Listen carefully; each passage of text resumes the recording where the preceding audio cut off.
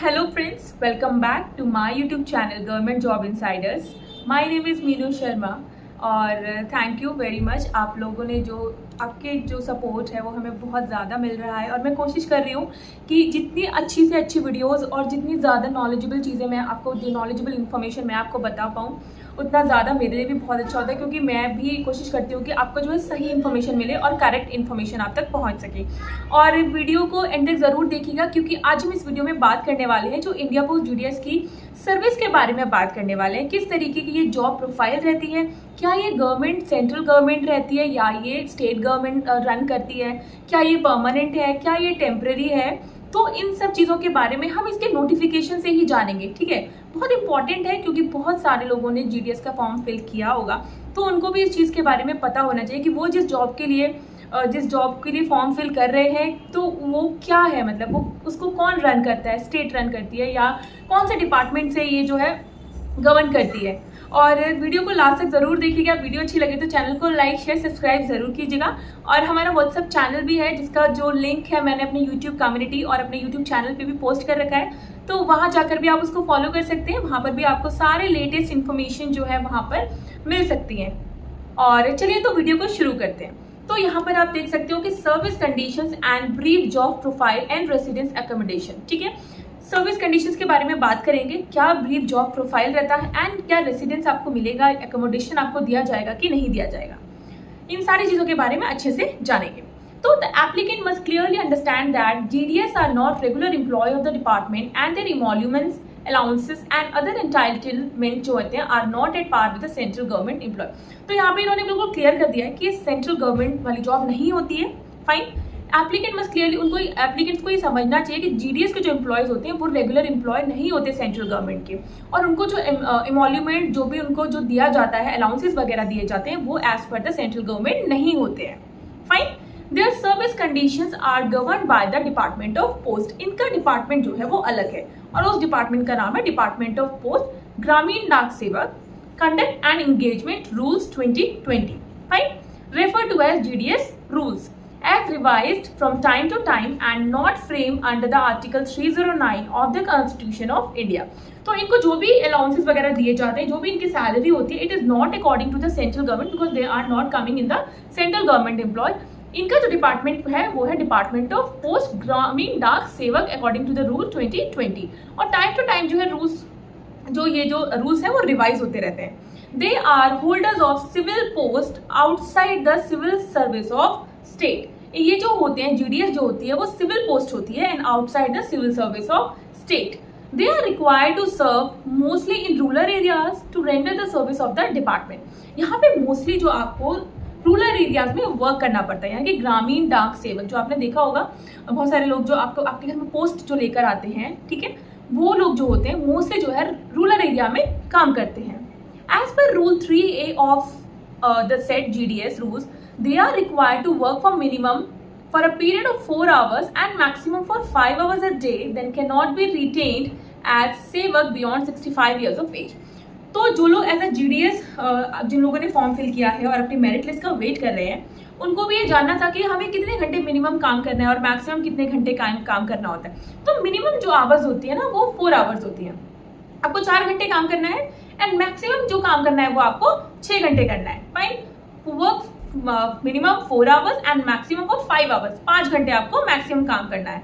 और आपकी जो रिटायरमेंट की एज है that is 65 years of age, यहाँ पे मेंशन किया हुआ है। A sevak should have other source of income besides the allowances to be paid by the government for adequate means of livelihood for himself and his family। अब 10th पास की job है तो ऐसा तो नहीं कि आपको जो पूरे 80-90 हज़ार रुपये 50-60 हज़ार रुपये आपको पे करेंगे।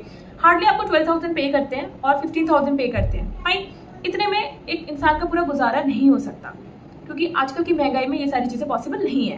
तो यहाँ पे इन्होंने खुद बोला हुआ है कि जो ग्रामीण डाक सेवक होते हैं उनको जो है अदर सोर्स ऑफ इनकम भी रखने चाहिए ताकि वो एक अच्छा से जीवन जो है वो यापन कर सके, क्योंकि इतने में कुछ भी नहीं हो सकता है आज के टाइम में। तो उसको अपनी फैमिली और अपनी जो चीज़ें हैं उसको रन करने के लिए एक अदर सोर्स ऑफ इनकम भी उसके पास होना चाहिए।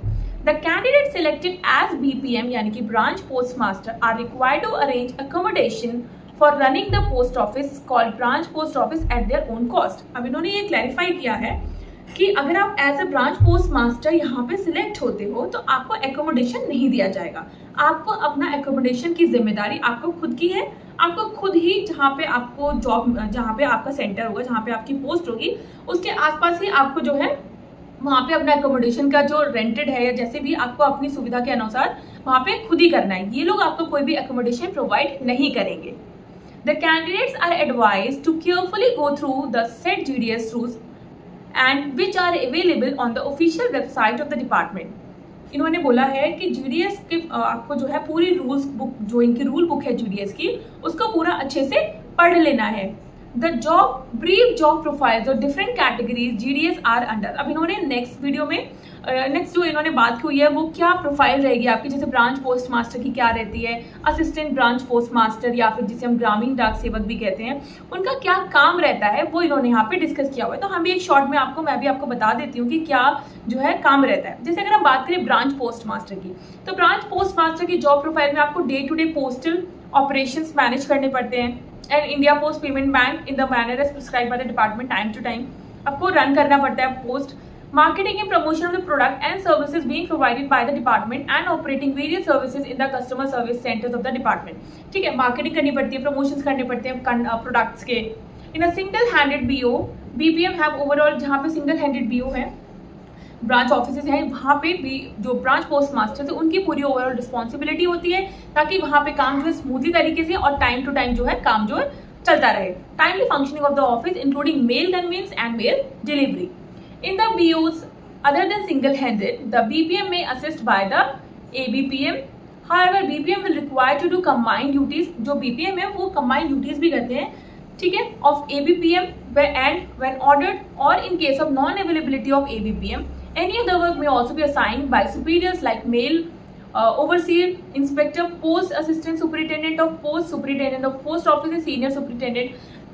कहने का मतलब ये है कि अगर किसी टाइम में असिस्टेंट ब्रांच पोस्ट मास्टर की अवेलेबल नहीं है तो ब्रांच पोस्ट मास्टर की ही रिस्पॉन्सिबिलिटी बनती है सारी चीज़ों को देखने की, सारी चीज़ों को हैंडल करने की, और सारा जो डिपार्टमेंट है वो अच्छे से जो है सबको जो है मेल डिलीवरी, मेल कन्वीनियंस जो है सब कुछ वहाँ पे स्मूथली और टाइम टू टाइम चलता रहे। रेसिडेंस और एकोमोडेशन आपको नहीं दिया जाएगा। Applicant selected as GDS BPM will have to provide accommodations for branch post office after selection but before engagement a declaration to this effect with details of accommodation is to be submitted। इन्होंने आपको ये समझना होगा, residence और accommodation की बात करिए branch post master की। Applicant selected as GDS BPM will have to provide accommodation for branch post office after selection but before engagement a declaration to this effect with details of accommodation is to be submitted before engagement। This applicant so selected will be required to reside in post village only। The accommodation should be meet the standard as prescribed by the director letter as amended from time to time। तो जो भी आप accommodation लेंगे उसके बारे में आपको जो है information यहाँ पे देनी पड़ेगी और आपको जो है अपने नियर बाय जो पोस्ट ऑफिस जहाँ पे आपको ये जॉब मिलेगी आपको उसी पोस्ट विलेज में वहाँ पे accommodation लेना है। अगर बात करें असिस्टेंट ब्रांच पोस्ट मास्टर की, तो यहाँ पे असिस्टेंट ब्रांच पोस्ट मास्टर का जो वर्क है आपको सेल ऑफ स्टैम्प्स है, स्टेशनरी कन्वीनियंस है, डिलीवरी ऑफ द मेल, जो जगह जगह जाकर जो मेल डिलीवरी करते हैं वो है। Exchange the mail with account offices to assist BPM को असिस्ट करना in postal operations in manner as prescribe by the department time to time. Marketing and promotions करने हैं।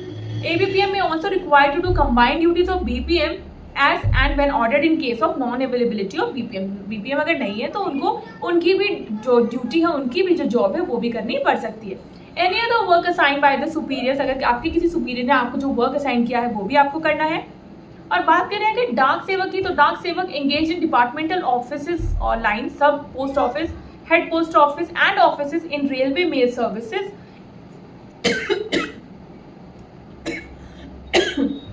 Sorry, Dak Sevak may have to work in sorting offices of railway mail services.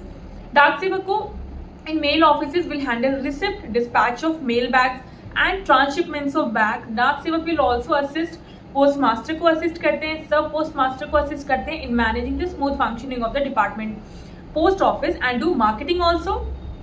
Residents Dak Sevak are required to reside within the delivery jurisdiction of the post office concern. तो आपको उसी area में रहना है। इन्होंने बोला है कि डाक सेवक को वहीं रिसाइड करना है with in the delivery jurisdiction of the post office concern. तो आई होप जो ये चीज़ें हैं आपको समझ में आ गई होंगी कि ये किसके अंडर आती हैं, क्या बीपीएम का काम है, क्या एबीपीएम का काम है, क्या डाक सेवक का काम रहता है। तो आई होप वीडियो जो है आपके लिए यूजफुल रहेगी, क्योंकि बहुत से कैंडिडेट्स को जो समझ में नहीं आता कि मुझे क्या काम करना है, मेरा क्या काम रहेगा, मुझे कन्वीनियंस मिलेगा कि नहीं, एकोमोडेशन खरीदना, मतलब मुझे एकोमोडेशन वहीं से मिलेगा या मुझे खुद से अरेंज करना होगा। तो और अगर वीडियो अच्छी लगे तो चैनल को लाइक शेयर सब्सक्राइब जरूर कीजिएगा। तब तक के लिए नमस्ते।